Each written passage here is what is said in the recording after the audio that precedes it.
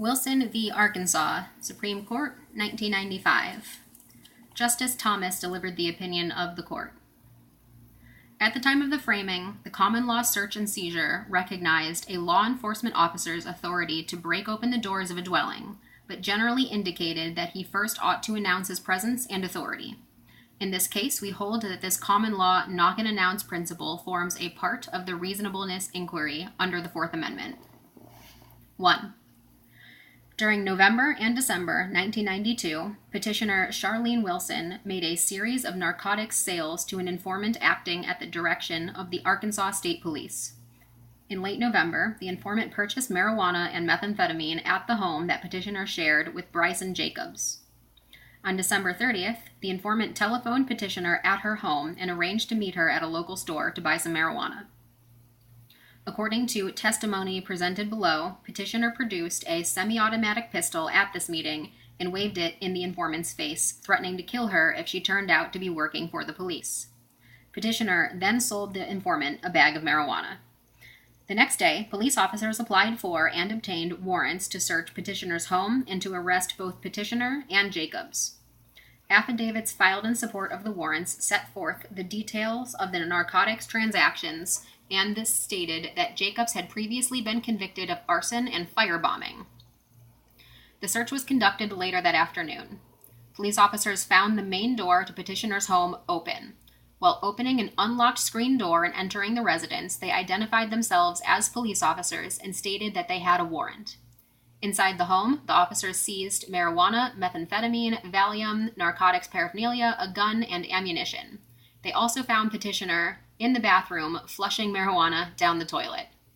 Petitioner and Jacobs were arrested and charged with delivery of marijuana, delivery of methamphetamine, possession of drug paraphernalia, and possession of marijuana.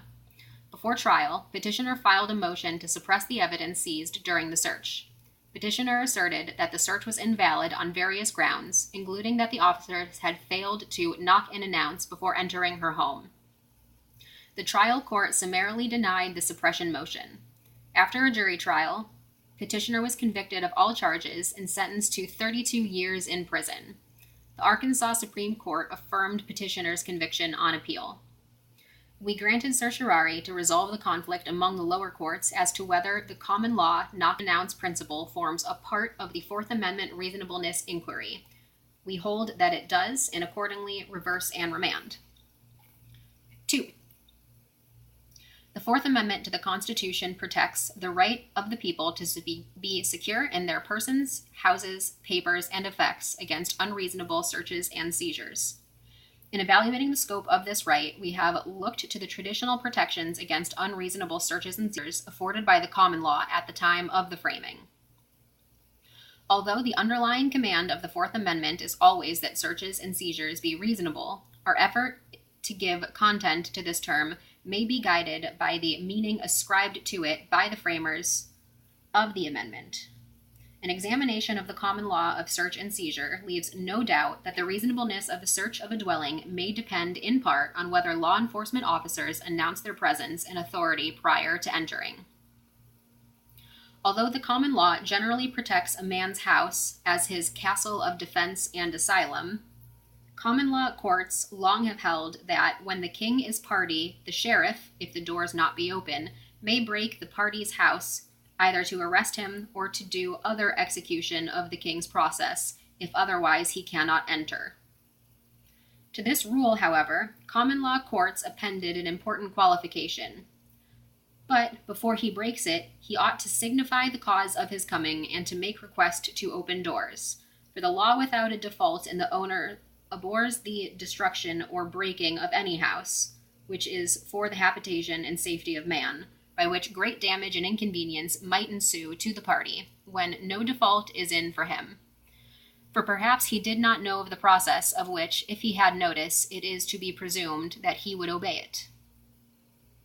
Several prominent founding-era commentators agree on this basic principle. According to Sir Matthew Hale, the constant practice at common law was that the officer may break open the door if he be sure the offender is there. If, after acquainting them of the business and demanding the prisoner, he refuses to open the door, Sir William Blackstone stated simply that the sheriff may justify breaking open doors if the possession be not quietly delivered. The common law knock and announce principle was woven quickly into the fabric of early American law.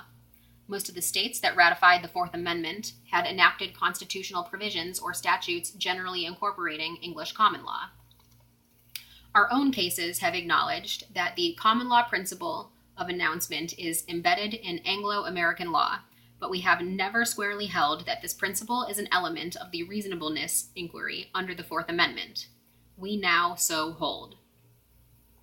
Given the long-standing common law endorsement of the practice of announcement, we have little doubt that the framers of the Fourth Amendment thought that the method of an officer's entry into a dwelling was among the factors to be considered in assessing the reasonableness of a search or seizure.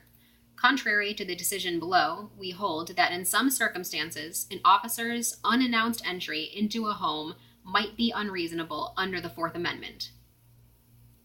This is not to say, of course, that every entry must be preceded by an announcement.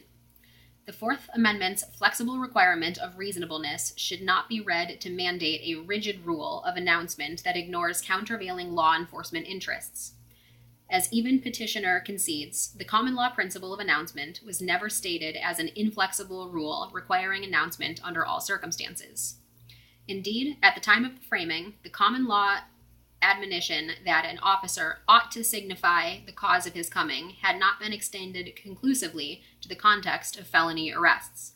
Thus, because the common law rule was justified in part by the belief that announcement generally would avoid the destruction or breaking of any house by which great damage and inconvenience might ensue, courts acknowledged that the presumption in favor of announcement would yield under circumstances presenting a threat of physical violence. Similarly, courts held that an officer may dispense with announcement in cases where a prisoner escapes from him and retreats to his dwelling. Proof of demand and refusable was deemed unnecessary in such cases because it would be a senseless ceremony to require an officer in pursuit of a recently escaped arrestee to make an announcement prior to breaking the door to retake him. Finally, courts have indicated that unannounced entry may be justified where police officers have reason to believe that evidence would likely be destroyed if advance notice were given. We need not attempt a comprehensive catalog of the relevant countervailing factors here. For now, we leave to the lower courts the task of determining the circumstances under which an unannounced entry is reasonable under the Fourth Amendment. We simply hold that although a search or seizure of a dwelling might be constitutionally defective if police officers enter without prior announcement, law enforcement interests may also establish the reasonableness of an unannounced entry.